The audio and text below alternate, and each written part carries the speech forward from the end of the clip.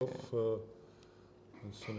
guys, welcome to one of the most brilliant sessions you will ever seen, okay? So when I said last time that Valentin was a genius, that there's no better programmer than Valentin, I slightly lied, okay? Because there is genius above the genius, okay? So this is the person that Valentin learned everything from, okay? He knows programming, okay? He's a fucking Natal of programmers and so on. So it's just amazing, okay? Unfortunately, that person is not here with us today. We just have Manuel, okay? So, so you will have to live with Manuel, okay? Manuel is like, you will see for yourself, you know. Yeah. Not everybody can be Valentin or Thomas or, you know, etc., etc. So guys, today we are going to talk about mobile development. We are going to use CodeTown app as an example. And this app is, of course, a cross-platform app, so it uses, I think, Angular or something like that as code, and it's Ionic app, I think. But what we are really care is actually, fine, let's build the app. Okay, well, let's change something. Let's figure out what the structure of the app is. But also, how do you build it for the specific device? Okay, so in the first section, we will probably look more into Android. So that should be easy peasy. But in the second section, what we will do after the break is probably bring that Mac over here and connect that, and then see how do we check and build for iOS, what are the main differences and so on. One of the things which was confusing us with these mobile apps was the dependencies of these Node packages that we were installing, and it was always complaining half of them did not work and so on. You know, so Manuel struggled with that, so maybe he has a few tips to share with us. So we'll see how it goes. And then please, of course, send questions on chat and so on, so we can answer them as we go along. Okay? So Mara, welcome. Thank you. Did you read everything? Do you remember all the stuff? Barely, but yeah, let's see. So I'm going to show the guys, usually I forget to switch to this share screen, so now they can see us in a little corner and so on.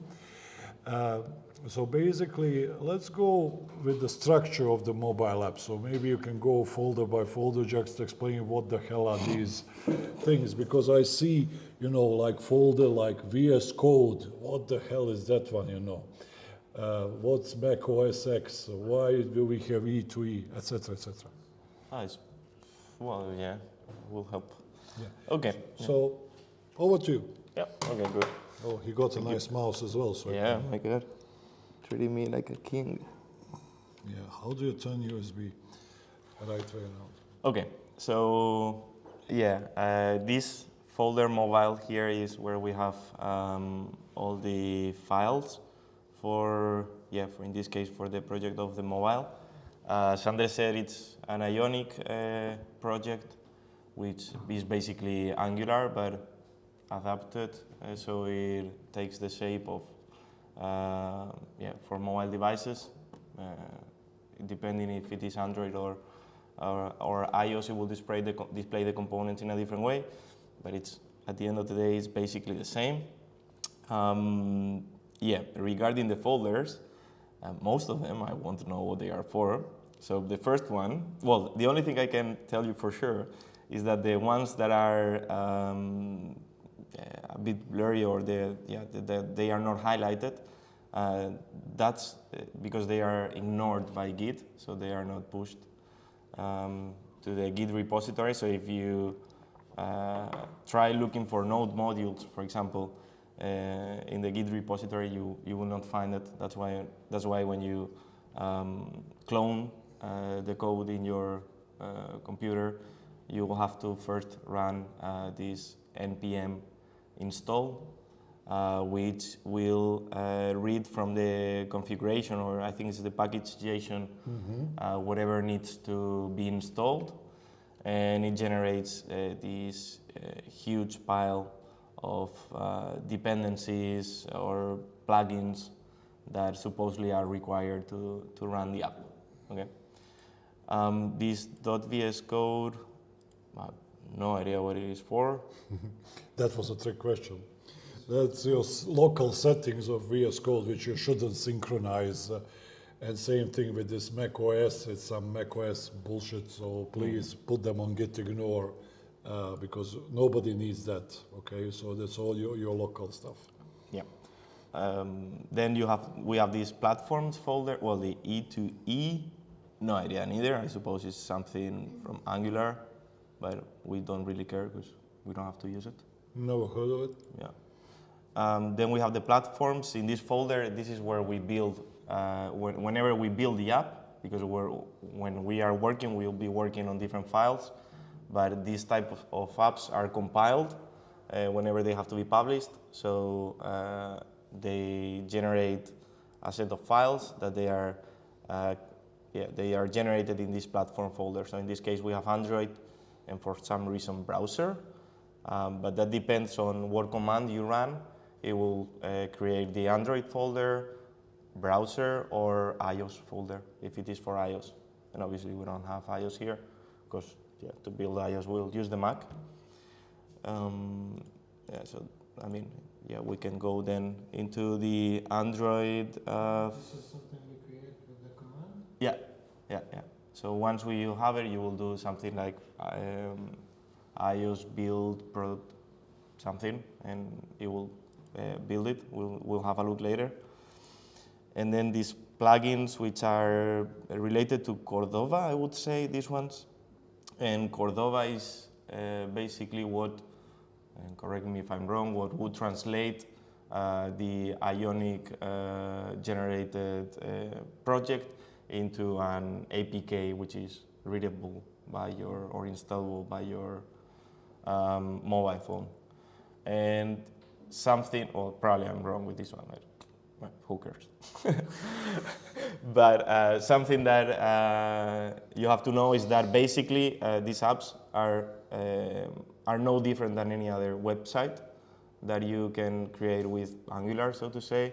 So it generates, what it generates is just a view of the browser, kind of.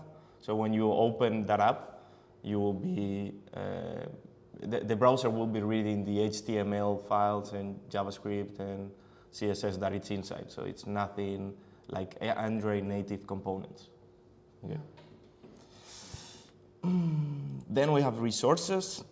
Here is where we will have all the splash screens, icons, and then here we have the general splash screens. Not sure why we have so many versions. Just with one for the splash screen. For the splash screen, it's not loading. Okay, and the icon should be sufficient. Okay, and then these folders, Android and iOS, are generated because there's a command, and actually that one we can have a look now. Let me make this one bigger. So it's in here on the top. Yeah.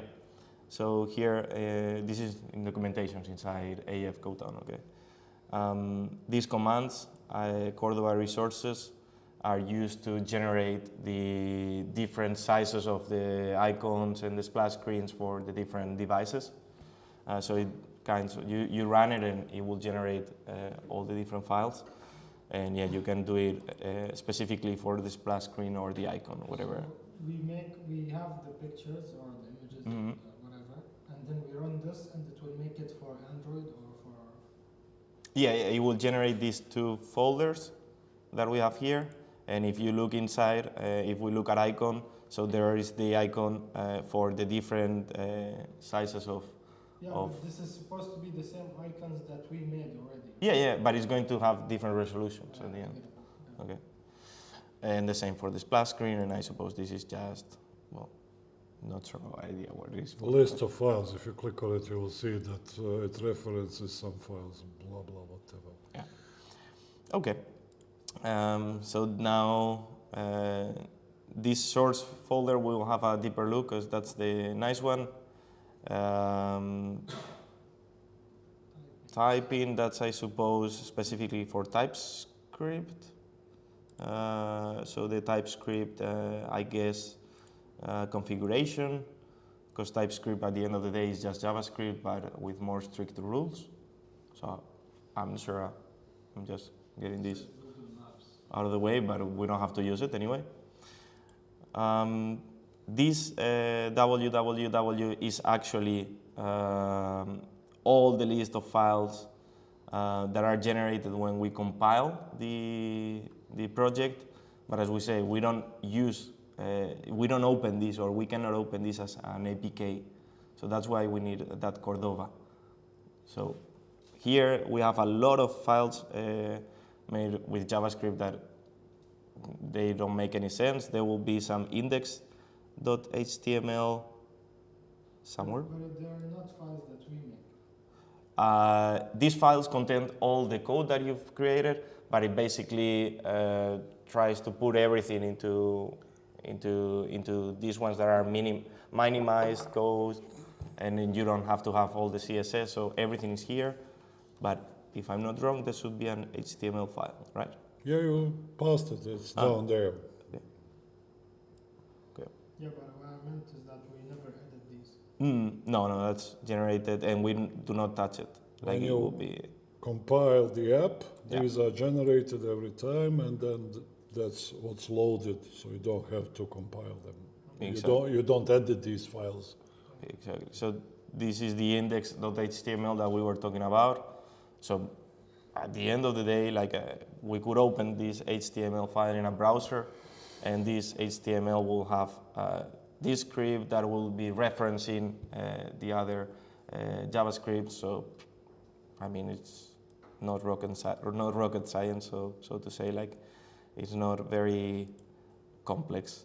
And then, well, yeah, we have the git ignored, Angular JSON for the Angular specific configuration, in which we can define the kind of master CSS style sheet that we want to use.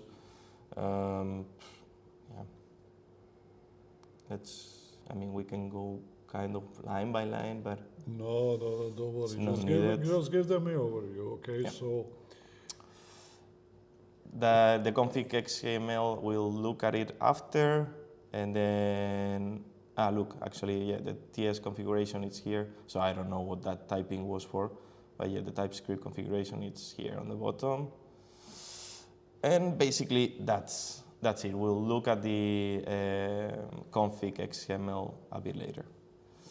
But now, looking at this source or CRC folder, here is where we have, or where we actually work. Okay, here we have all the structure and what we will need to use. So we have this app, assets, environment, and theme, the global CSS. Whatever you apply here, it will be applying to all your project, okay? Unless you will see that if you specify for one of the pages that you create for your mobile, you specify something different, then it will be overwritten. But otherwise, if it is not defined, it will take whatever you wrote in here, okay? So, for example, here we have some, just as an example, this is for the safe space on iPhones devices. So they sometimes have these notches exactly and stuff, yeah. and they call it the safe area. So this depends on the device, it will apply it. That was quite tricky. And well, basically that's it. Let's have a look now at the app. In this app folder, we have all the divided or grouped all the pages, okay? So, why I cannot see? That's because of the user that I've used, so we cannot check what's inside. Oh, what is this doing here? Okay. Well, yeah, this app pages, suggestion, success. I'm not sure. Maybe they're just extras. It's empty. So for some reason, I would assume that we created or it was created some suggestion success page, but the content inside was deleted. But yeah, we didn't delete this path. Because there is auth and auth email down, so maybe this is like by mistake. Yeah, it seems like the components and models. We'll check them, and then we have here the pages in which I'm not sure if I can show. It would be better if I could directly do this. So if I can do the Ionic surf, I think it was Ionic surf. Yeah, if it works, we'll see it. Otherwise, nothing. But this auth email, let's focus now on this one. This contains the same structure that any page will contain, so to say. So at the end, for every page, we are going to have an HTML, okay, that is containing all the CS, or that is reflecting all the CSS and Java and. You can cancel that. No, just write apps. Is this? Okay.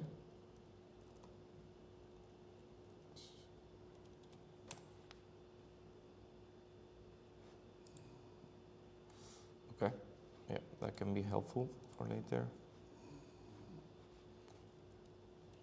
Okay. Actually, before getting into all the pages, there's a main HTML file. I'm blind now. Yes, here.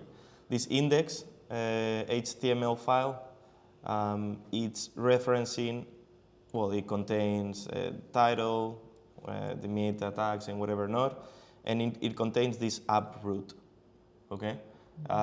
This is the only thing I think in this HTML that it's something that if you try to run it in a normal HTML browser, it won't work, okay? Because this is native from Angular, okay? So Angular allows you to create these tags that just by entering this, it knows that I have to find whatever has been defined as app root, which is kind of, if we want to see it this way, as a variable, okay? And it will put here, or it will print here, all the HTML from that app root, okay? So basically, this index HTML is referencing other index HTMLs. So that's how it works, it piles them up at high level. So in this case, this auth email HTML is going to be referenced also by that index HTML, because otherwise you will be like, how can the app know that I want to get in here? Well, that's because it's defined, if I'm correct here. Exactly. So inside every folder, there is this auth email page TypeScript, which includes, I'm not sure how these were called, but this type of components, okay, that they are always flagged with an @ symbol, and that tells Angular, whenever it scans it, that has to treat this part of the code as this component, and then it knows that the selector is app auth email, okay? So that means that if I now go to the HTML, where do I have it? I could basically add this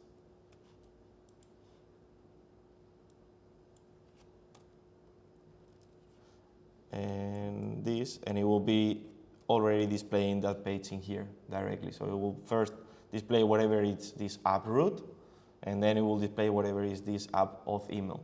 But we don't need it, because wherever we have this app root is already referencing this auth email, and it's automatically done. when we create it. So we don't have to go adding it one by one. Yeah, but then if you want to test one page, for example, we can just do this, right? If you want to do it for testing purposes, yes, but there is a command, we'll have a look right now, which is something like Ionic create page, and then you enter the name of it, and it automatically links everything. So when you when you start the app, you will see it automatically. Like you don't have to do anything else. Okay. Okay, this is just so you understand why this is in here. But just to make sure, Ionic page create command or Ionic generate could be. Yeah, Ionic generate, and then if you say Ionic generate page, it will create a new folder with whatever the name is. So if I say Ionic generate page new, it will generate a new page, but it will generate it in the root of the directory. Okay, so for like what you have to do is to try to keep the structure. So at the end, if the structure is that all the pages are created inside source app pages, so you would have to put you would have to do it like Ionic G or generate whatever page, and then you would have to do, I think it generates it directly inside the source, so you have to do app. Okay, yeah, I don't have it in Spanish. Fuck. Yeah, it's in Spanish. I mean code. Well, yeah, that's true. Yeah, that's a very good point. It will say, if you try to run it here, it will say that you are in a directory that is not an Ionic directory.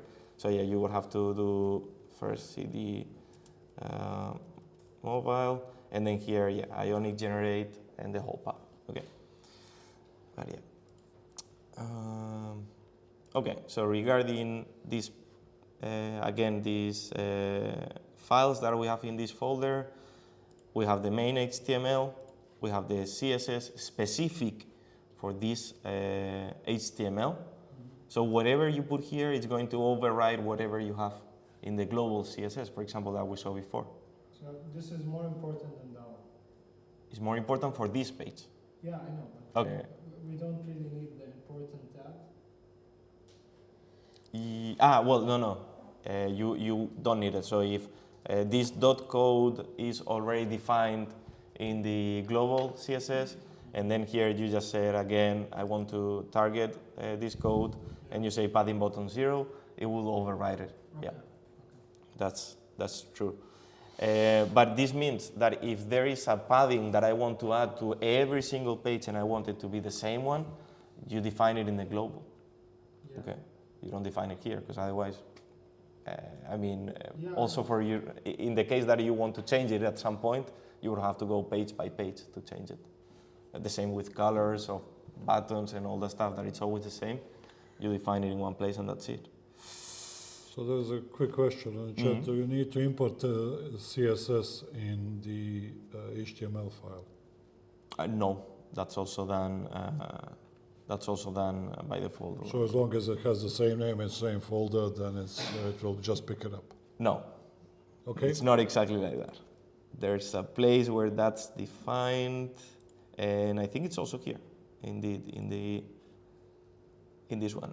Yeah. So where we saw this component. Okay, so you do have to specify this page is using this CSS. Yeah, but let's do. I don't want to do it here because I don't want to mess up much with this. I'll break it today. You can fix it later. You Yeah? can still till midnight. Undo what you were doing. So. Okay, so if I do Ionic generate page and I say, think it can be like this. Let me try to do it correctly. Pages. But then how will it know that it's in source? Because Wait, let's see. I think it tries to generate it directly in that folder. So if I got it right, you already have one, which is this suggestion. So let me see what that is. Suggestion success.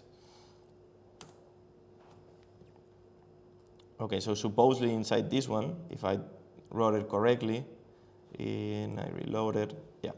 So it already created all the files needed for this page, okay? Which are, I mean, we don't need all of this. For example, this spec.ts is generated, but this is for testing, and we haven't used it yet. So if you are not planning to do any testings on your page, you can simply delete it, okay? But I think it's ignored anyway when you build it, so that's fine. So if we look at the one that we just generated, and I look at this page.ts, it already defined the style sheet in here, okay? So it already knows that this is in here. In the case that you want to do it manually, you can do it manually. I mean, that's also possible. But there are a lot of things you will have to take into account. Because, yeah, even if I copy this same structure and I paste it here, it's not going to work straight away. And I will explain why, because there is, I think it's called routing. So it uses some route for the pages. So it has to define what page it has to open every time you go somewhere, okay? And we'll see it in a sec. But yes, as you see here, it has already defined the selector that we saw before. That is these special tags that we can use to include this page wherever we want to. It has defined what the name of the HTML is, and it has defined this style sheet as well. This is the empty TypeScript, in which you always have this export suggestion success page, which is defined here, okay? In the module.ts, here I think it defines the name of the class, and no, it doesn't define it actually. But yeah, at the end is going. This is what the app is going to use to find this whole page or module or however they call it. Okay, and if I look at the roots, how was this? Because that one is also nice. Probably to check it now. Is it this one? I think it is. And did it add this last one? Yes. Okay, so in this app routing module, okay, and by the way, so the app route that we saw before, if I'm not wrong, is this one. Where is that component? Yeah. So the app route that is referenced in the index HTML So it's loading this thing. is loading this. And this one itself is going to have this app routing, which is going to load the rest of the pages that we have on top. Okay. Yeah, so in this app routing, it imports these routes and router module, which are needed, as I said, to index the rest of the pages. This profile word and auth word are used to protect the pages, so if you are not authenticated, you cannot access to them. And this wallet guard is actually not used here, okay? But this import is, you are importing basically components, okay? So you can import components that you yourself have created, or you can import native components, as is the case of routes. So for example, these routes, it's imported from this Angular router, and this Angular router is included inside the node modules. Okay, so when you do this npm install, it will be including all this stuff.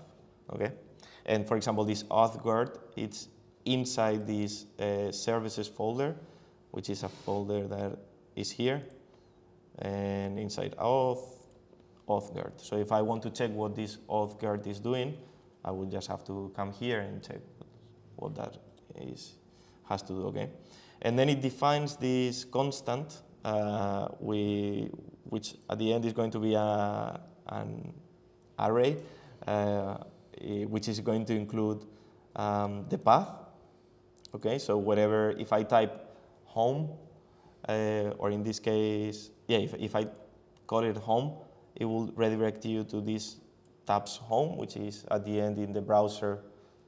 Can I show it to you here directly? Yeah, so at the end, you see this tabs home, this is bringing me, and we have broken something probably. Yeah, because you changed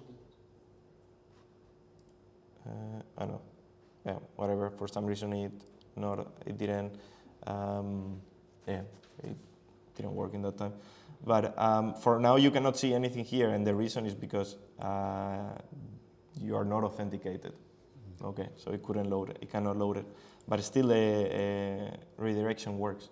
And this is something you cannot see obviously in your phone, but if you want to test when you are developing, you can run this command that I run here, which is ionic surf. Let me find it. Yeah. But well, it's easy, yeah, ionic surf. And this is basically watching for any change that it will compile it, okay, and it will keep watching for any change that you do in your code, and it will recompile that bit. And if I make a change in the home page, then I will be able to see it on the spot. So guys, you can see that there are quite a lot of similarities with the View app that we are developing. Okay, so it's just spread differently, but we also have the main index file which loads the main app JS, and that one loads router, which has list of all the routes. They are just called differently, but it's the same principle. And where he has 5 files, well, 4 files, we just have 1 file in Vue, which basically meshes it all together, you know. So it has, you know, but same thing, you see imports, export class, this and this. So basically that's just pure JavaScript. So there's quite a lot of similarities with what we have seen in other frameworks for the mobile apps. Yeah, I mean, actually, yes. Something I wanted to show to you. I'm trying to find an example of a variable. I mean, this is the way we sorry? This is the HTML? This is the HTML, indeed. So at the end, yeah, it has some specific tags as well, but at the end it's a header. So, but you just have to use this ion header, whatever, ion grid, ion content, okay? It has this translation. I mean, this is the way it translates whatever you want to input in here. So there are some translation files somewhere. Are they outside? Yeah, probably. Oh, I don't remember. Ah, yeah, no. There are JSON files, but I don't remember where we have them right now. Do you remember the name of it? N, or something like that. But yeah, I mean, it's not point. We'll probably encounter them at some point. Maybe if you control B. Yeah. Yeah, but I mean, I don't. As inside assets? No. Yes, I18N, that's Oh, yeah. language files. Yeah. True. So there are these 2 files for English and Dutch. And basically it's kind of a variable where we enter inside the HTML. So imagine that that's a variable, so it will go into this JSON file. It will say, okay, the variable accept truth or whatever we define it. In English it's add comment, and if it is Dutch, it will be whatever or not. Okay, so this one you have to edit it, obviously manually. Yeah. Okay. Oh yeah, and it has some nice things, which are these ng if, okay, which is it allows you, and also if you've been working in PHP, I don't remember how it was in PHP, but you could also interpolate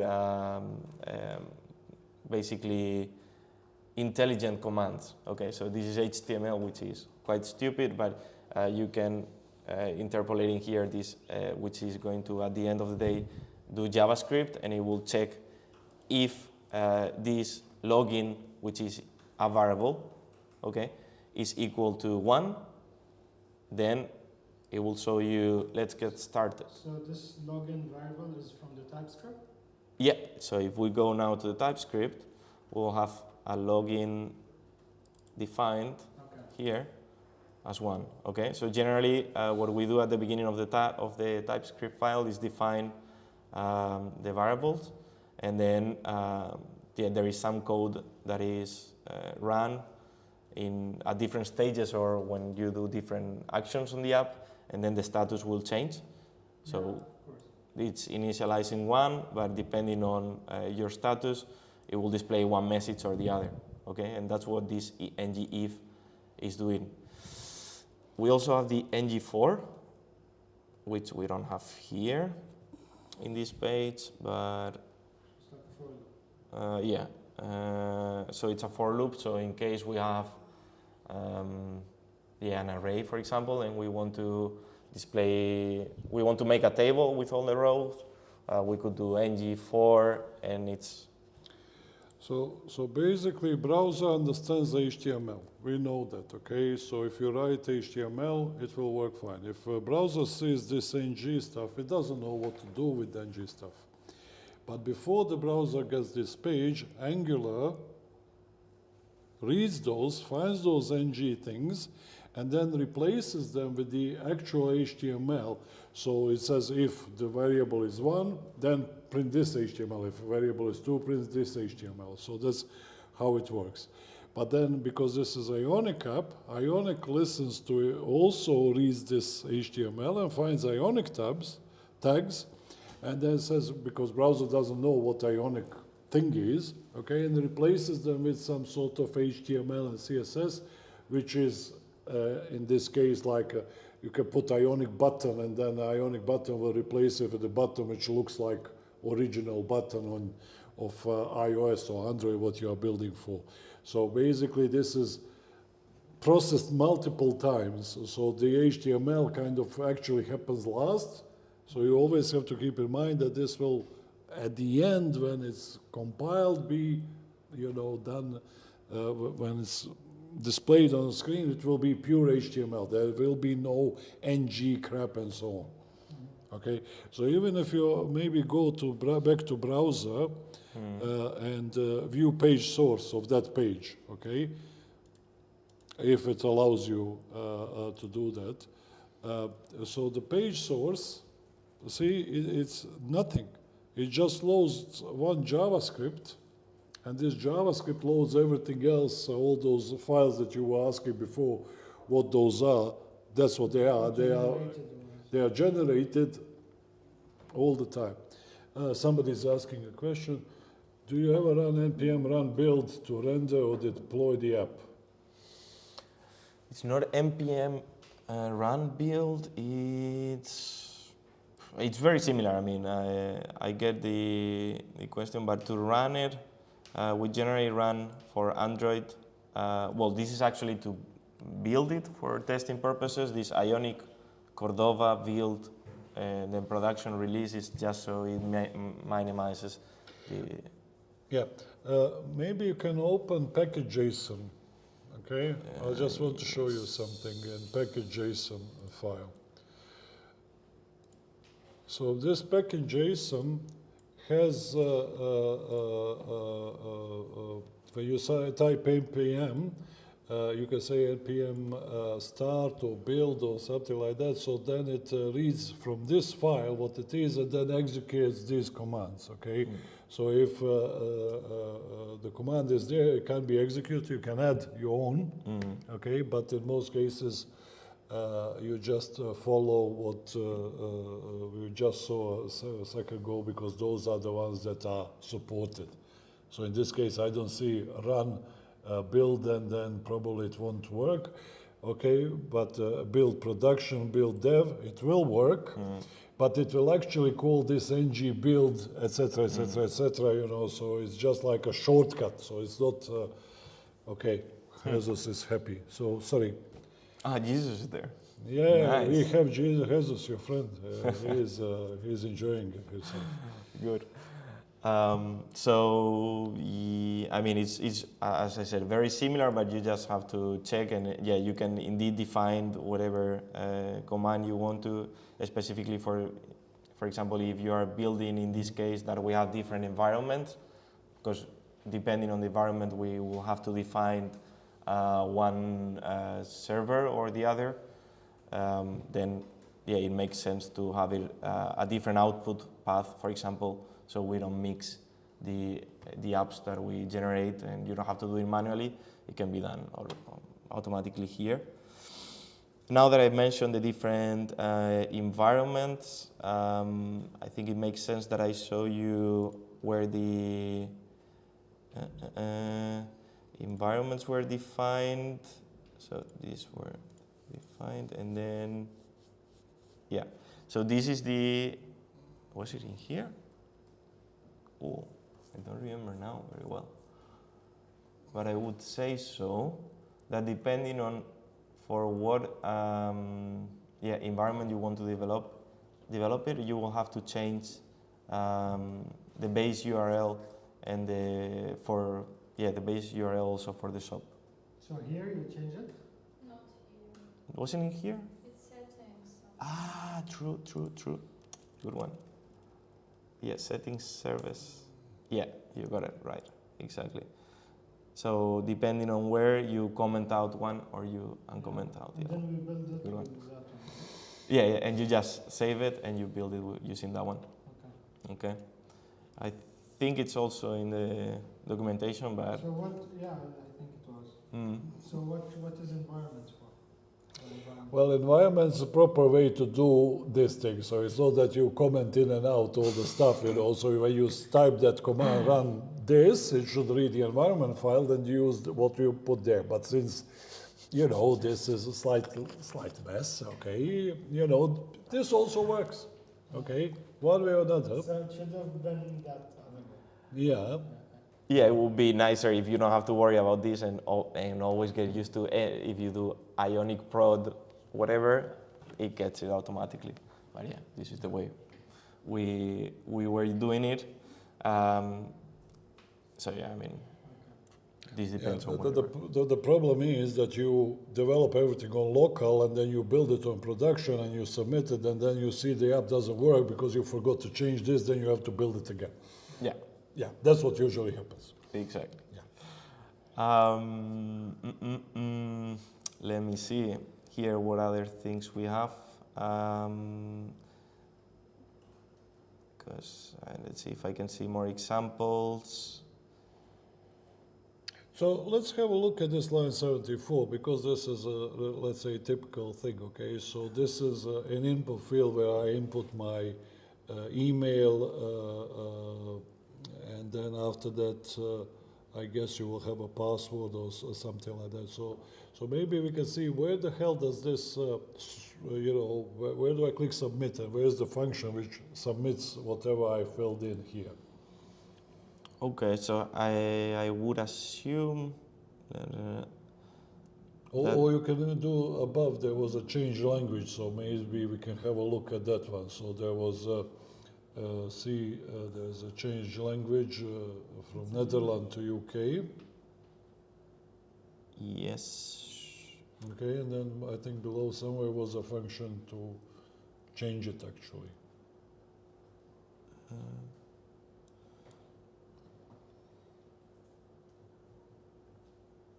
Yeah, I'm trying to think now.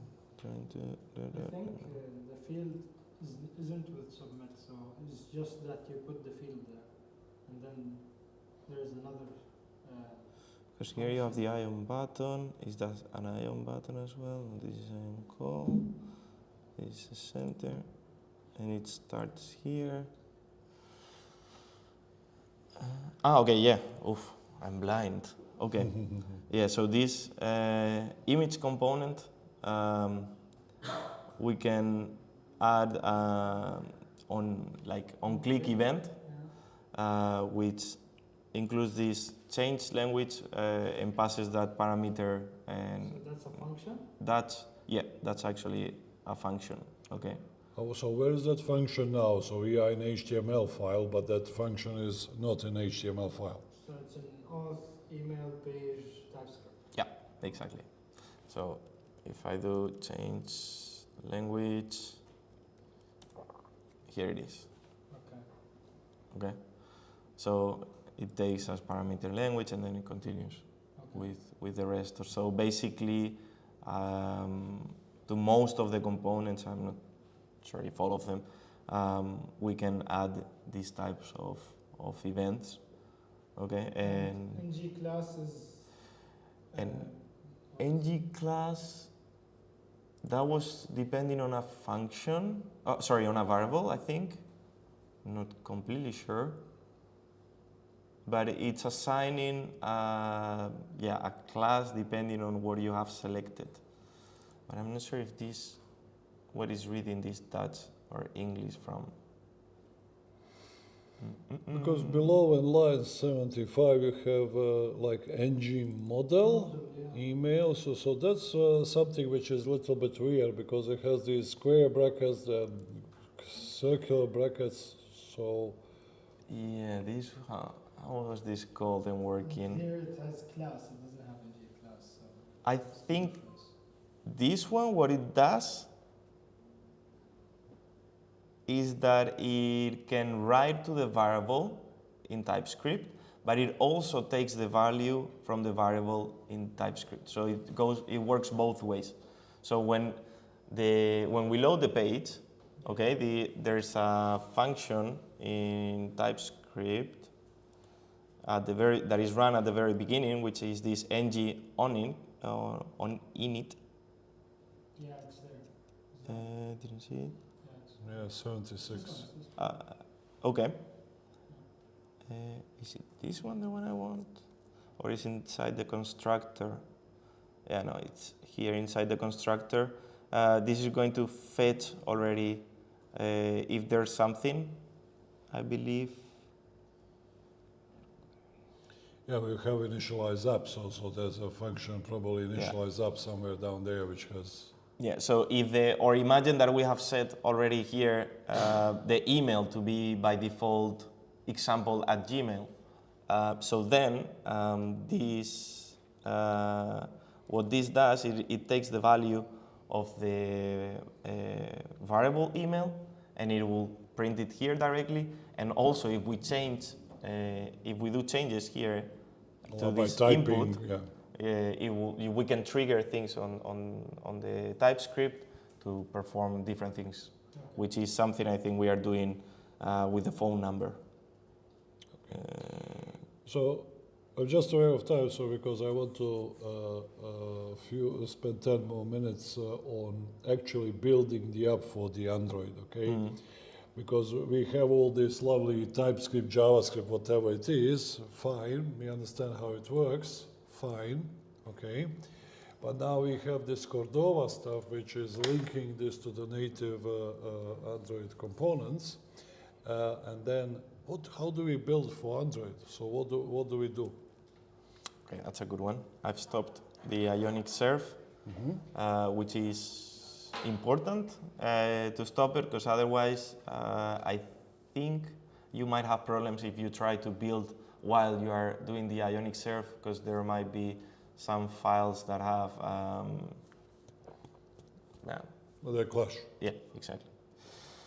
So what I do, and that's something I was doing indeed every time, was checking the documentation. Okay, because I always forgot something, so it was a way of going step by step. So if you already have, well, actually let's have a look. In the auth page .ts, there's this rec device function, which. They worked on it. Yeah. So there is this one, which depending on which one you have, there are two. There's this React device and there is this one. Okay. Why do we have two? Probably because of bad coding. True. But something we are doing when we log in or when we create an account in the mobile phone is we generate a token from the phone itself that is used after for push notifications and so on. And this token is only generated in an actual device. Yep. Okay. So this is another thing which you probably could have solved with this environment. So here you can type if environment is production, then use this. If it's that, then it's use that. I also assume because these tokens might not work in the browser, so that's why you have these two functions. One which, we covered the push notification, so this is push notification token. Menas is asking if Cordoba converting files for Android or iPhone, why do we need to build an app separately for them? You will actually see that, okay, because it is slightly different process and there's more on iOS that requires additional attention. So, Yeah. but we do need to build them separately, yes. Yeah, actually, yes. So yeah, now that we've checked that we are doing the right one, because otherwise, if you forget and you use this one, it will work correctly, okay?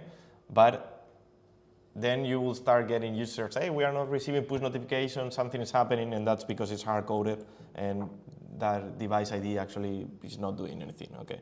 So we just needed it in case we want to do development with that Ionic Serve on the browser. If we don't have the splash screens or icons, then we have to run this one, or if we want to change them, okay? So you will have to substitute the splash and icon there and run this one. To change the name of the app, which is something that they could request, you have to go to this config.xml, which is here. And this in line 3 is the name of the app. This is going to be what is going to display, what is displayed. Okay. Something else here. This is the version. For testing purposes, it's not important. Okay. For testing purposes, it doesn't matter. It's laggy. Sorry. I don't know where you pointed. It was lagging. Yeah. It's fine. Just point again. Okay. Yeah, no, but I'm moving the mouse and. Line 2. Ah, yeah, it's working there. Yeah, so in line 2, we have the version, which is, as I said, not important for testing, but whenever you want to publish it, when you update it to Google services, it will check that the version that you are updating or uploading, sorry, doesn't exist, and it's actually newer than one that has already been published. Yeah. Otherwise, it will tell you, fuck off, do it again, okay? And this is something that has happened to me quite a lot. And then this ID is also quite important, okay? This ID is kind of the signature name of our app, and it has to be this one. Otherwise, also Google Services doesn't like it, okay? So this is something that was defined some time ago, and it has to stay like It that. has to be the opposite of the website, right? So the website is hate. No. I mean, generally, that's like a convention that it's done like that. But here, this you could put, I don't know, I smoke weed and it will work, okay? So it doesn't really care, but it's kind of a convention that it's like that, okay? And if you use it when you start, you have to use it until you finish. Otherwise, if you want to change it, it will be a new app. Yeah. Okay. Okay, so now we have that. Yeah, this is what we said. We have to change whatever is in the services. Building for iOS, we don't care. And then building for Ionic. Okay. Is set up properly on company laptop. So supposedly here it should work straight away. And if you have problems, I attached here in this folder, I think the config XML and or a working version of the config XML. Okay, not here anymore. But yeah, I would say that we had a copy of it. Hey. Yeah, Okay, so here we have a working version of the Android config XML and a working version of the package.json. Okay, so in case, I don't know, something happens, this is probably old. Well, old, from 6 months ago or 5 months ago. No, actually less. But yeah. If you cannot build it, you can download the whole functional project from the above link. There's a mobile thing, okay? So to build it, we run this one, okay? So basically this Ionic, it's telling, well, yeah, I have to use the Ionic command. It's Cordova. I have to build it for the platform Android. And I want it prod, and basically this prod flag, what it does is just minimizes the size of the app. Okay, if you don't do it with prod, it's going to work the same way, but probably the file it will generate, it might be 40 megas, and like that it might be 10. Okay, so if we try to run this, who bets it will fail? It's 90% of the time. It always stays at 90%?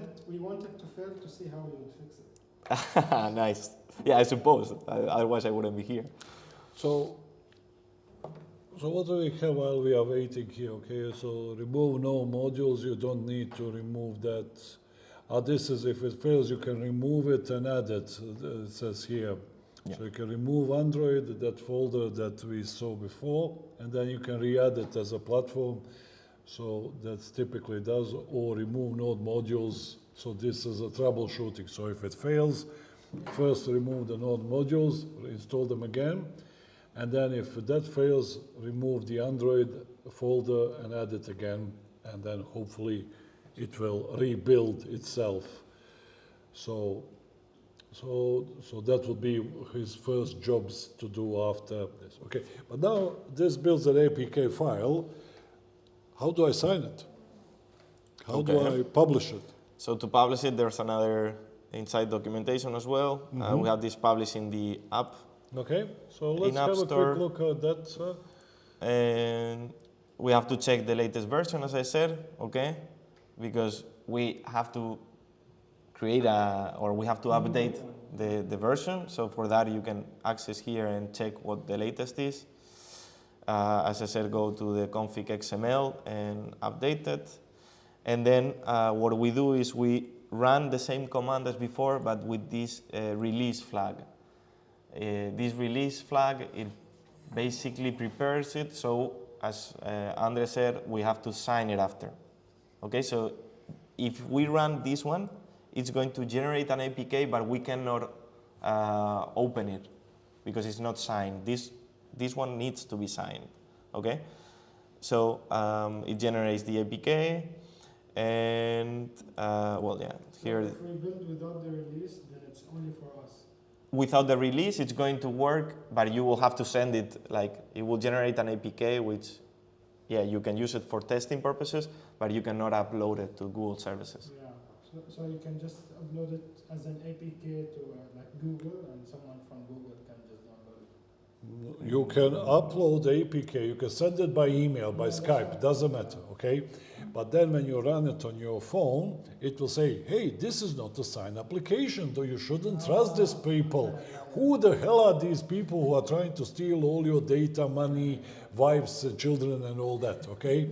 You know, but you can say, I'm fine, I trust these people, you know. But with the signature, You don't need to, and you can find it on the app. Yeah. Yeah. So in this directory documents HH builds, if we still have it, hopefully yes. Yes. I think inside these important files we have this one. Okay, this Hirlenheije key.keystore, that's really important because it's the file that is used to sign your app. Okay, well, your app, this specific app. Okay, and this one needs a password, which is inside here. Okay, so there are some commands. But how did you generate it? How do you generate it? This one you downloaded from Google services, I think, at the very beginning. But you generate it once, and you will always use the same one. The problem is if you lose this file and then you try to build the same application and sign it with a different one, Google will say that's a different app. Yeah. You can't do the upgrade. Yeah. Okay, so it's very important not to lose these signature files. Same thing goes for iOS, but they have a different method, as we will see in the second part. Yeah, I was checking if it was somewhere, but yeah. So then the thing is, what I recommend is that you, so here I have the debug APKs. So these are the versions that are just for debugging, so for testing, that they call in debug. And in this release APK, then is where I add the unsigned version of the app, okay? And we will have to run with this zip align. There's another way, okay? There's a newer way, and probably I'm not sure if better, but for me the one I made work and the one I've used and it's been working always is this one, using this zip align, okay? Which in this laptop is already installed, but I've. What is for release and the rest? Can you explain what? So release, this is basically the directory, okay? So Yeah, but like, are you like release and directory?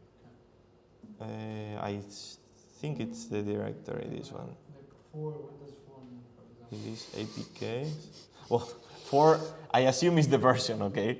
Yeah, well, the zip align, you can Google this and it will tell you, just like anything on the world, what the hell does it mean.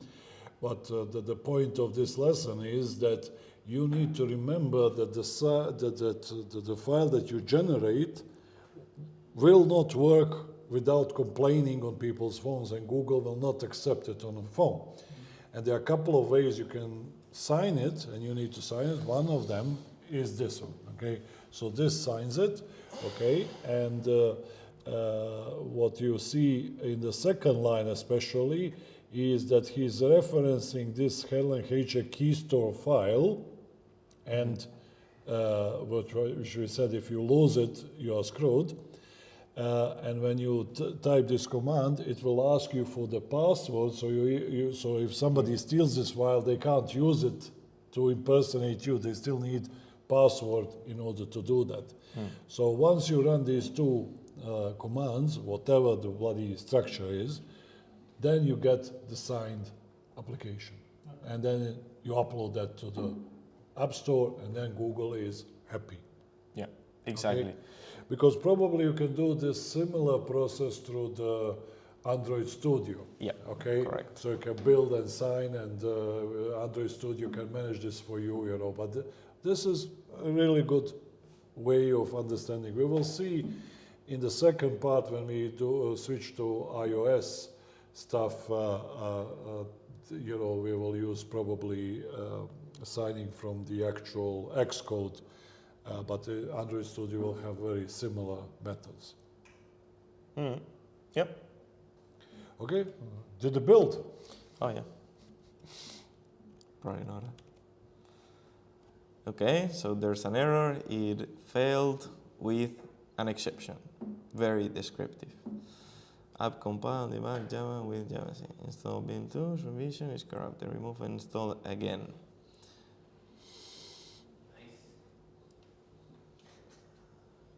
Okay, I would say that this is related with Android Studio rather than with our app. So it's trying to use, this is, so this is probably defined what build tools it has to use. Package JSON, I think. Yeah.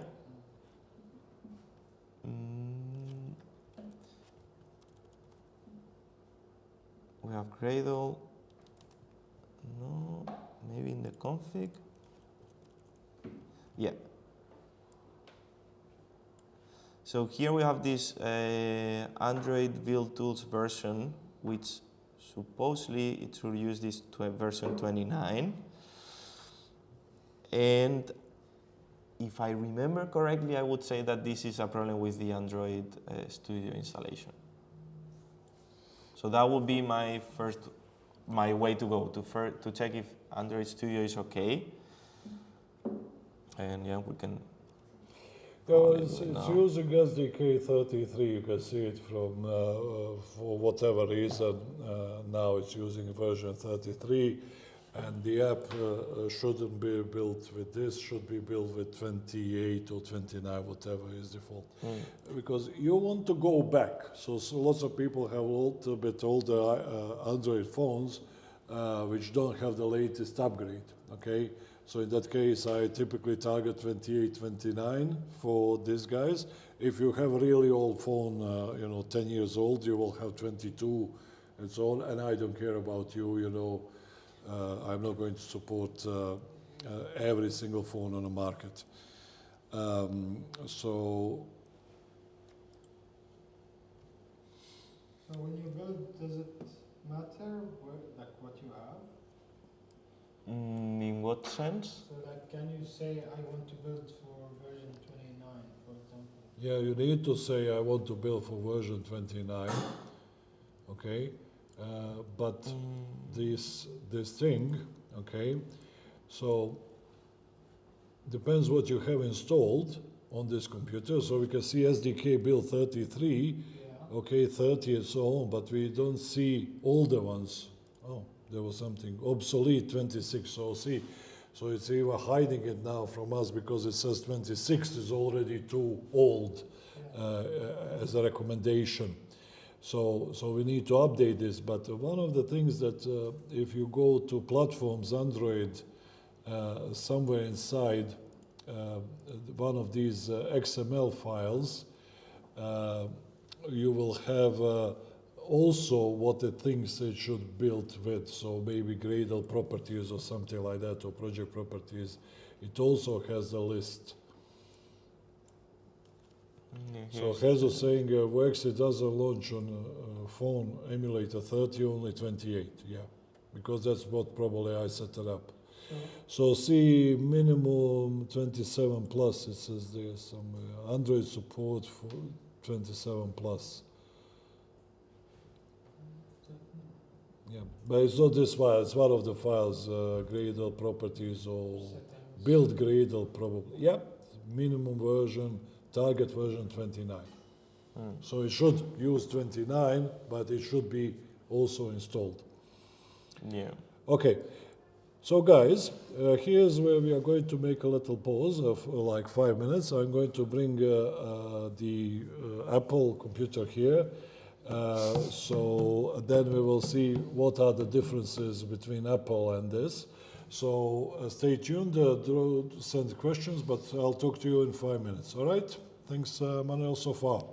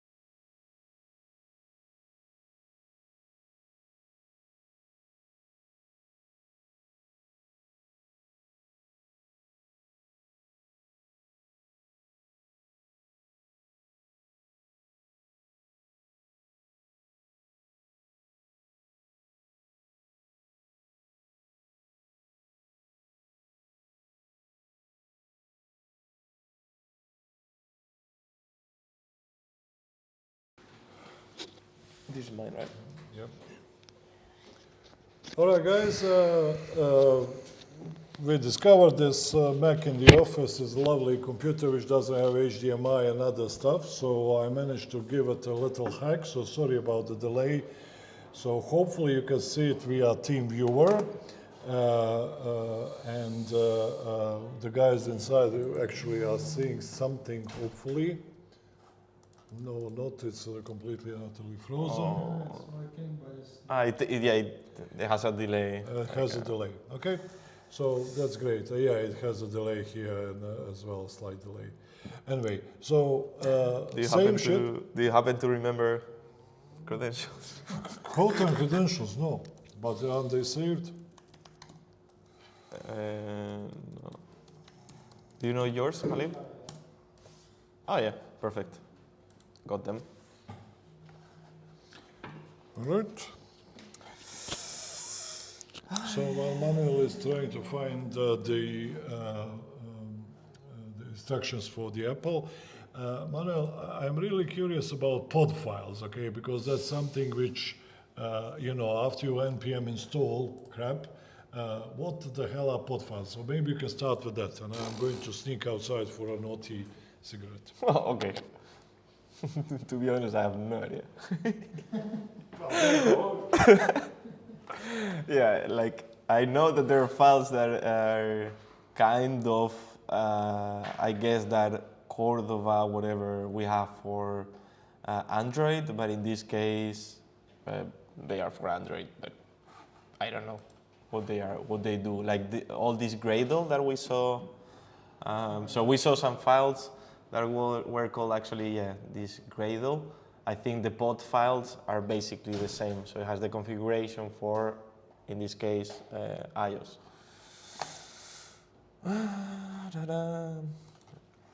So I think I have, this is the app. We have the demo. Okay. So what's the main difference Between? Android and iOS? I mean, in terms of files, there are some that we cannot change because the only thing I know is that if we change them, it all breaks. So I remember when I started here, I had to, like this all this code or part of this code, the basis of it was handed over by another group. Okay, from India. It doesn't mean anything, but yeah. And we had to then build it, and I remember when I tried to build it, it was impossible. So I had a lot of calls with them, a lot of calls like, hey, I cannot make it work. So they sent me, I think, this same package JSON, and with this package JSON and config XML, I could make it work. So for example, the config XML and the package JSON, they do not have to be changed. So when we pull the code, we have to make sure that we do not, actually when we push the code from Android, we have to make sure we don't push the config XML or package JSON. I think if I remember properly, it's explained somewhere here. But yeah, these files, package JSON, config XML shouldn't be changed, and then the Angular JSON as well. What's exactly different? I don't know, probably versions, okay? So I would say that they are just versions, and I didn't, or if I got into details, I don't remember. But how do you not take package JSON? It's not on that ignore, right?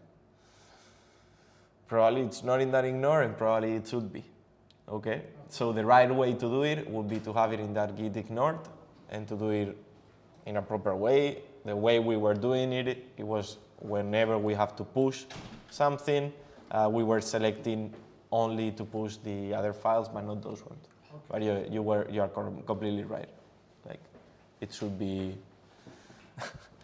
it should be added to the git ignored. It makes more sense. Okay.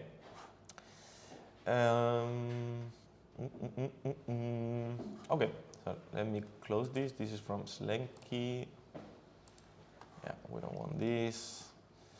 So let's look directly into the documentation because I also don't remember everything. So we have building the app and we have publishing the app. And here there's that description for the device safe area margins and also some documentation for the live reload. So you can... You mean this area here? Yeah, exactly. So you have to avoid it because otherwise it tries to take the full space and some components are not accessible. Again, we are not doing it in the best way because it's not the nicest way to, because I think right now we are filling in the gap with a white color, and the idea is that you fill in the gap with whatever color the page has in the background, or in the top and bottom margins. But yeah, here's a bit of documentation about that. And then if we jump into building the app,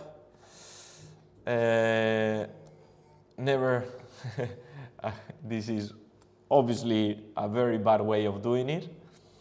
As you said, having it in git ignored would make much more sense. But at the moment I wrote this one, I mentioned that we should never change that config or package.json file. This main part or this first part is the same for Android and iOS. Okay, so the splash screen, I think. You also use Cordova? Oh, yeah. That's a good question, but I think so. Okay. Yeah, actually, yes. So Cordova is Apache open source, a bunch of libraries which translate the app that you have, a web app, into iOS and Android and other platforms as well, which are now dead. So pretty much that's what's left. Okay. Now there is a newer one called Capacitor, which we also use here also. And then Cordova has a good support for some libraries, Capacitor has for others, and then depends, you can try them, and if you really have to, you can switch from one to another. If something really doesn't work on Cordova, maybe it works on Capacitor. Okay. Yep, mainly that's it. As in the Android, everything was working here, so that's why I said that the first 3 steps are not necessary. But in what I saw when I wanted to install this in my personal Mac is that I had to use the config file which is in here. I had to remove Cordova and install it and add it again for some reason. And the idea is that we start with this 4th step. I had this build flag because at some point it's stupid. I mean, really, it is. But at some point, the only way I had to build it was defining the destination as for an iPhone 8 Plus for some reason. But this doesn't make any difference in the sense of, is it only going to work in an iPhone 8? No, it works for all the iPhones, and it doesn't create anything specifically for that one, but it was the only way I had to create the files that we will need. So this is the same as that Ionic Cordova build Android. Yeah. So we can actually try it while I continue explaining. So how was the terminal here? Okay, so cd code down app. So many. Yeah. There's also this code down app demo in case you need it. This is basically the unbranded version of Hill and Heije. Okay.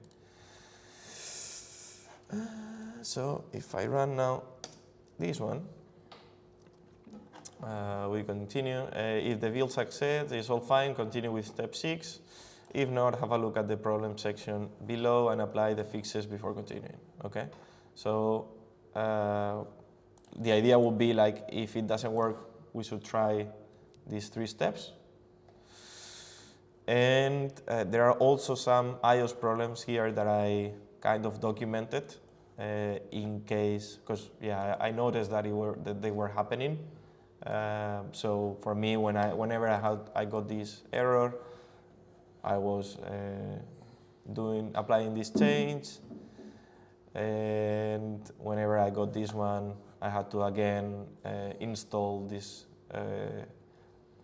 Ionic platform or whatever.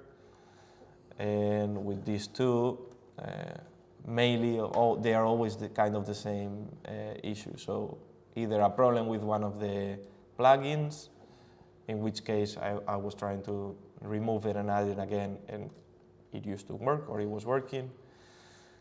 But yeah, let's see. While this builds also, let's see if we can see some specific things. Yeah, I mean, there are no many. The files that are here defined. So this package JSON, config, XML, and Angular JSON, as I said, they are mainly because of versions of that change. So there are mainly differences in the versions. And then the terms and conditions, it's also very stupid, but it's because inside app, oh look, it worked apparently. Inside app, terms and conditions, this HTML, somewhere it says App Store, or yeah, like somewhere it was mentioning Google services. So this app is going to be available in Google Play and in App Store. Google Play doesn't give a fuck, like they don't care. But this App Store, apparently I suppose they scan it, and if they find the word Google Play, they tell you have to resubmit it and that you have to delete that part. So that's why this is specifically also for this one. So okay, so it succeeded. So we can continue with step 6, and when built, go to the folder of the project platforms iOS and open the Helen Xcode project. So I think this is in development. How can I make this? Yeah, go down app, then platforms. In this case, we have iOS, and is this one, okay? The blue one. Can I make it now? Well, yeah. Anyway, Helen's Xcode project. I can also say Ionic Open iOS. Are you giving the lesson, or is it me? I am being cheeky. Yeah, probably you can also do that and it will be better. But yeah, this works as well. So this is this Xcode tool, which is the Apple version of Android Studio, basically. And here we can define the name of the app. The bundle identifier, it has to be the same. It's again the same as Android. If we change it, that's a different app completely, so you cannot change it. And then we go again with versions. Versions, the same way as in Android, they have to be they have to be higher. They cannot be the same as one that is already been published or lower. Let me check so I don't miss anything.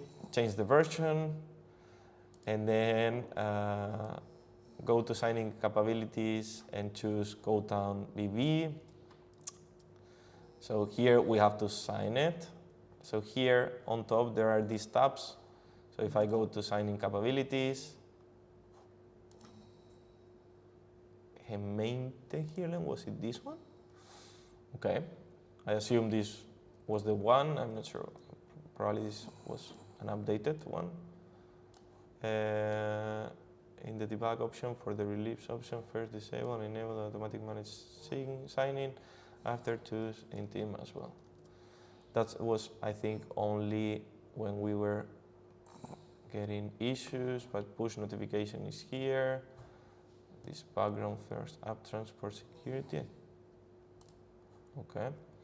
Yeah, we don't care about that one. Automatically manage. So now you made it enabled for push notification? This was already here, like it was already Okay. enabled. Yeah, I was just checking if something I could remember had changed. On the top, in the tab that says Cordova, change it to Hirle, and then you have two options. So what I mean by that is that here, where it says Hirle and Heije, sometimes by default you get this Cordova. Mm-hmm. So if you are not inside this Hirle and Heije, it's not gonna work. Okay. Okay? So here we have different options. We can simulate it, and we can give it a try. Or we can, well, yeah, actually, let's do it first here. So this is after building. This is after, yeah, this is after we have made this Ionic whatever. It has created, yeah, a group of files. This is still not the app, but we can hopefully simulate it.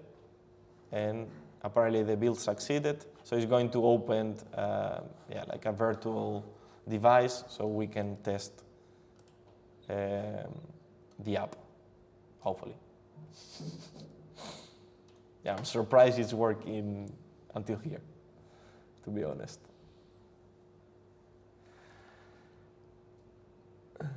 Well, while it opens, here, as I said, we can choose any of these devices to simulate it, but if we want to build it, because we want to release it, we have to choose this option, any iOS device, okay? Because obviously we don't want to release it just for one specific one, okay? But what if you want to release it only for iPhone, for example? But this is only for iPhone. Yeah, It says any iOS device, so it can be iPad as well, right? Yeah, but inside, when you log into Apple portal, you can choose many options. So you can, for example, select, I don't want to have this app published in the United States, okay, and so on. So you can choose some devices. Of course, you know, typically you would select all the devices of all the countries, you know, but Yeah, I know. I'm just Yeah. asking. yeah. well, Can you also build the app using Windows or Linux? For Apple, no. I think there's some kind of very weird way of doing it.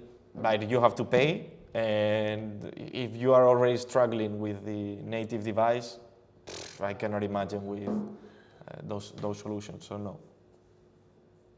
Yeah. Okay, so the app seems to be working. Do you have any? Doesn't matter, the Yeah. app is besides the point, okay? Yeah.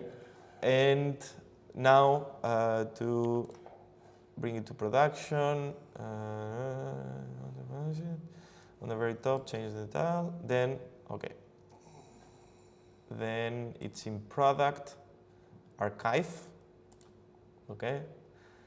That's also quite funny because when I was talking with the Indians, they told me, well, they were explaining me the things, and some of the words were quite funny for me. And then they told me this archive, and I was like, what do you mean archive? This is archive. Like I thought for myself. And then I was telling Andre and Thomas, like, wow, look at these Indians, they don't know English. They told me archive. And then they obviously started laughing at me because, yeah, that's the right. We would never do laugh at people and their disabilities. And That's the right pronunciation. So, okay, so we have here this 2.4.3. Can I distribute it now? probably not. Any reason why Yeah. not? So, You have 2.6, right? Okay. yeah, amongst other things. But see, where did the signing happen? Okay, The signing happened during this process because you have to choose the team. And inside the team, on the Apple console, you can create these certificates, which you can download. Same thing like we downloaded the other file for Google, and you can run this obviously through the terminal. And what we did for Google, we can also do it intelligently through the Android Studio as well. So you have options, okay? So, but when you select the theme, it sends it over there, uploads it, downloads it, signs it, and so on through this process. So you don't have to worry about it too much. But setting this up is not easy because when you open Xcode on your machine for the first time, you don't have a theme. There's no theme, okay? So you have to log in using your Apple account, okay? And then Apple account, typically what it says, hey, check your Apple device because we send you some verification code. And then you have to go to their bloody console and then log in there, and then there you have to manage the team, and then you might not be the person who has the right permission, so you have to chase the company owner to give you the permission. It's a long process and many, many steps. And this is what, once you set it up, don't change anything, don't breathe. If it works, you are absolutely happy, you know. So. But now, like, it's ready to be submitted to the. It's still actually not signed. Yeah. Okay, so I can try to distribute it, but as you say, Halil, there is 2.6.0, so this one should be 2.6.1. Yeah. And then yeah, I could choose distribute app, and then it tells me where it has to be in App Store Connect. Here is to send it the app or to sign it and export it without uploading it, if I want to do it that way. But generally what we do is upload it directly to the App Store Connect, okay? And I'm not sure if it fails because of the version now, or it fails actually when it's already uploaded. Yeah, but like if you want to upload it to test flight, for example.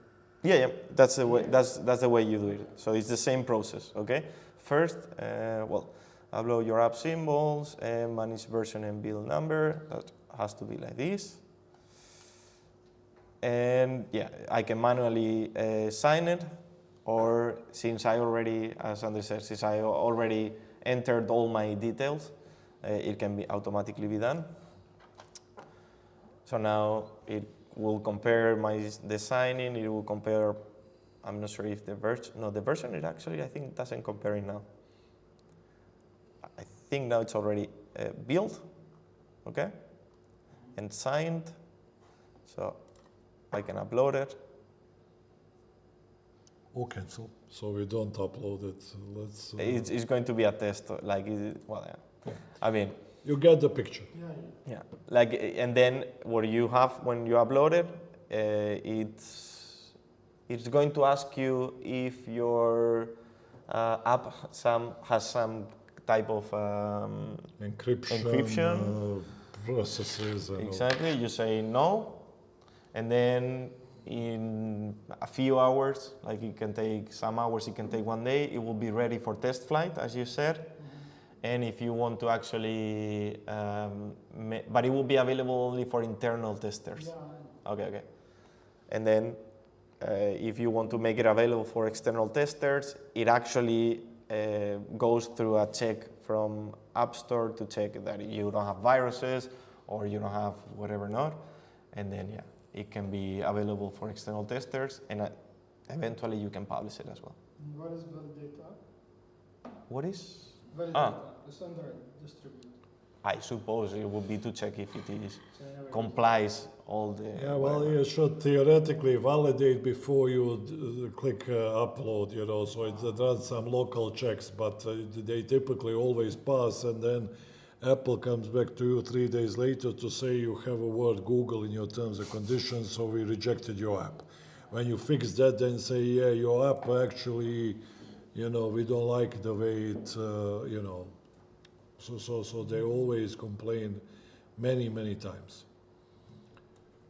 Okay, so then you can go to the App Store Connect page, you can see it on a test flight, etc., you know, and hopefully you can invite people for testing. I think this testing runs for 90 days since you publish the app over there, and you can only have 100 testers, which all have to have their Apple emails that they register for the App Store in order to find this, and they have to download this app in order to see it inside the app. You know, it is quite horrible. With the most Android users, you just drop them APK file, they can upload it and get it Can you done. not do the same thing for iPhone?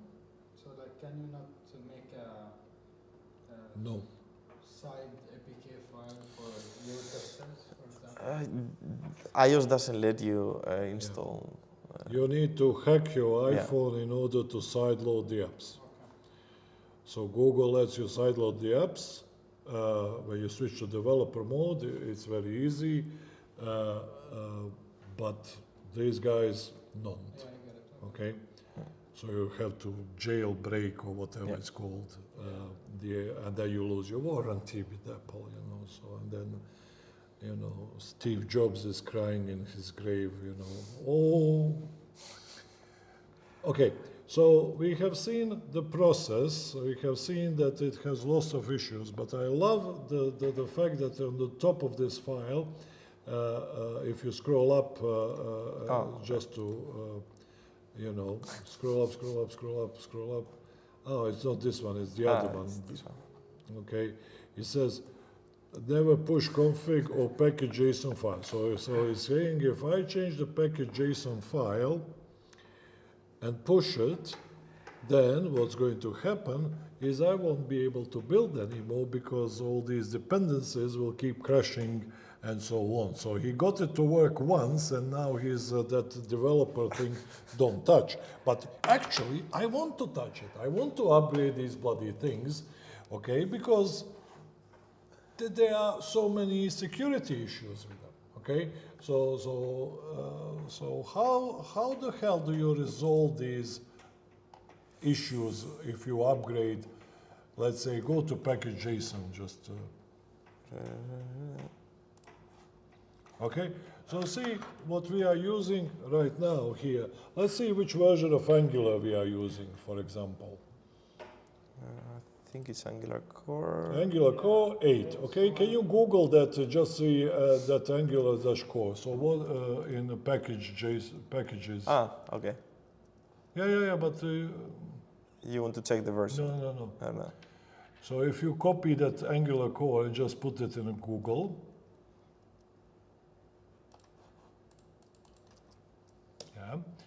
then it will find npm fine. Yeah, the latest version is 14. The latest version is 14, okay? So as you can see, that's brilliant, all right?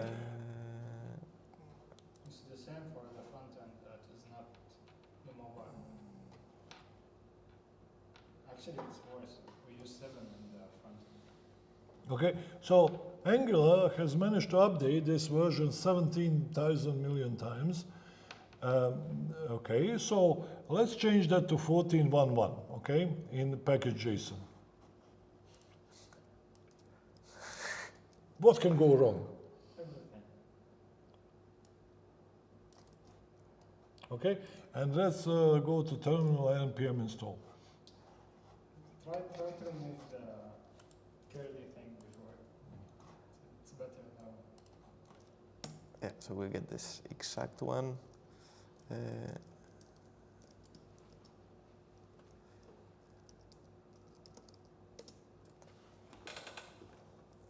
Boom, died immediately.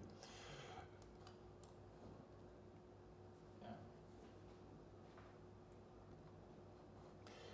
Okay, so so how do you fix this? You go back to version 8. Okay, go back to version 8. Yes. npm install. Shouldn't you delete package JSON first? It will override whatever you have. Okay. Yeah, but sometimes if it doesn't override, you need to Yeah. delete and reinstall. Yep. I mean, it's not that we haven't done any changes, or that you cannot touch it, so to say. But it's better if you add one, like if you add a new plugin because you want to export PDFs. The way we were doing it is adding it by one. Here. So one of the things when I say this for the first time is that says, hey, scroll down just a little bit. It has 39 high issues, okay, horrible vulnerabilities and so on. To address the issues, run npm audit fix. So run that, I dare you. You sure? Yeah. Okay, because I know how bad it is. Yeah. Use force. Yeah, you want. But to see, because I was struggling with this quite a lot, and I had a lovely few sessions of me typing random stuff, and it just didn't work. Okay, so I'm just wondering, do you have any advice for the people how to deal with this? I worked on this for 2 weeks. So. I mean, it can obviously be done, but I think it would be so tedious that I think if I had to do it, I would start a new project and get the pages from there, and get get a project in its latest version working, and then copy the pages and the roots from here. That would be, Okay, I think, what I would do. So if you want to upgrade the app, you can create a new project completely and utterly. So brilliantly it works. We got only 25 high, so 14 issues fixed. Okay, and hopefully you can build this. But now you probably need to update your pod files. Yeah, I know, but yeah, that was what we had to do for the other React Native. Yeah. App. Yeah, and it was something like pod install, Yep. something like that. Yeah. So let's pod install. I've never had to do this in here, to be honest. Yeah. Well, let's mess it up. So for these guys, because the app. I know you have to see the iOS, platform. Platform iOS, yeah.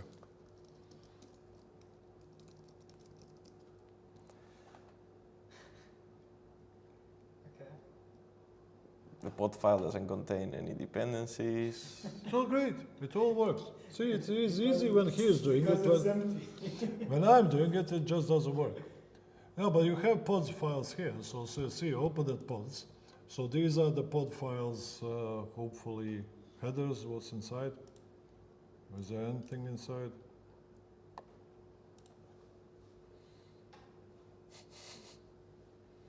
Okay, so there is some stuff. Okay, guys, I'm aware of the time because we started a little bit late and now we are pretty much 2 hours in. So if there are any last minute burning questions, I know you have one about the PIN, but you can ask him that privately so he can give you the PIN number if he still remembers it. What other questions you guys online have if you're still there? Alex, you good? Ah, perfect. Perfect. You got everything. You can build it now. Pretty much so. Nothing happens online. Okay. So in that case, what I will do is say thank you so much, Manuel. This session was one of the best ones that we have this week. Yeah, exactly. So let's not. So thank you very much. Thanks for coming. Thanks for sharing all this with us, guys. Hopefully you enjoyed it. If you have, no thanks, no questions. Thanks for the session from Bernard. So yeah, so people online even love you. Oh. Yes. Okay, excellent, guys. Thanks for your attention. Sorry about the late session, but hopefully it was useful. That gives you a little overview how things should be done. Anyway, Yep. bye bye. Thank you.